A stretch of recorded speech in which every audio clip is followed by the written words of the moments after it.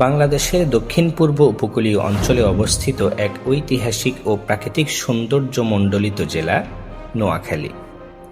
নদী ভাঙ্গন, চরাঞ্চল, মুক্তিযুদ্ধের স্মৃতি, ধর্মীয় শিক্ষা এবং সমৃদ্ধ সংস্কৃতির জন্য নোয়াখালী বাংলাদেশের অন্যতম গুরুত্বপূর্ণ জেলা।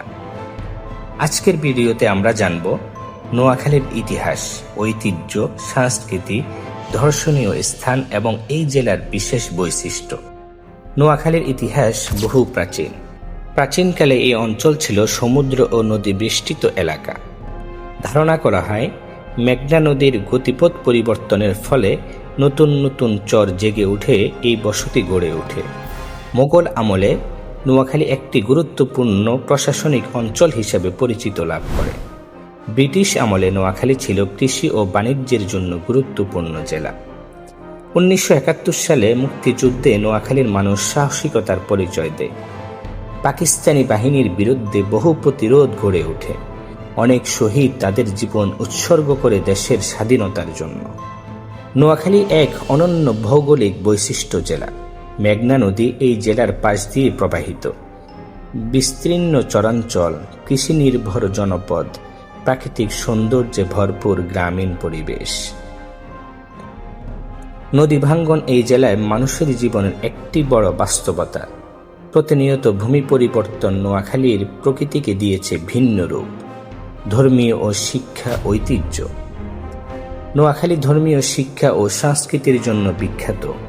অসংখ্য কওমি মাদ্রাসা ও ইসলামী শিক্ষা প্রতিষ্ঠান এখানে গড়ে ওঠে। অনেক বিখ্যাত ইসলামী চিন্তাবিদ ও আলেম এই অঞ্চলে জন্মগ্রহণ করেছেন। এছাড়াও সাধারণ শিক্ষার জন্য রয়েছে কলেজ ও বিশ্ববিদ্যালয়। নোয়াখালীতে অনেক দর্শনীয় স্থান রয়েছে, তার মধ্যে উল্লেখযোগ্য নিজুম দ্বীপ। নিজুম দ্বীপ বাংলাদেশের অন্যতম সুন্দর দ্বীপ। হরিণ, সবুজ বন এবং সমুদ্রে মনোমুগ্ধকর দৃশ্য পর্যটকদের আকর্ষণ করে। মনপুরা দ্বীপ প্রাকৃতিক সৌন্দর্যে ভরপুর একটি দ্বীপ এলাকা। সূর্যাস্তের দৃশ্য অত্যন্ত মনোমুগ্ধকর, যা দেখায় মানুষের মন শান্ত হওয়ার জন্য যথেষ্ট। বজরা শাহী মসজিদ। বজরা শাহী মসজিদ মোগল স্থাপত্যের শৈলীতে নির্মিত একটি ঐতিহাসিক মসজিদ। ধর্মপ্রাণ মুসলমানদের কাছে এটি একটি গুরুত্বপূর্ণ স্থান। গান্ধী আশ্রম। গান্ধী আশ্রম নোয়াখালী মহাত্মা গান্ধী স্মৃতি বিজড়িত ঐতিহাসিক স্থান। ইতিহাস প্রেমীদের জন্য গুরুত্বপূর্ণ দর্শনীয় স্থান। নোয়াখালীর মানুষ সহজ সরল ও অতিথিপরায়ণ। লোকসঙ্গীত ও গ্রামীণ সংস্কৃতি সমৃদ্ধ। ভাত, মাছ, শুটকি ও গ্রামীণ খাবার জনপ্রিয়।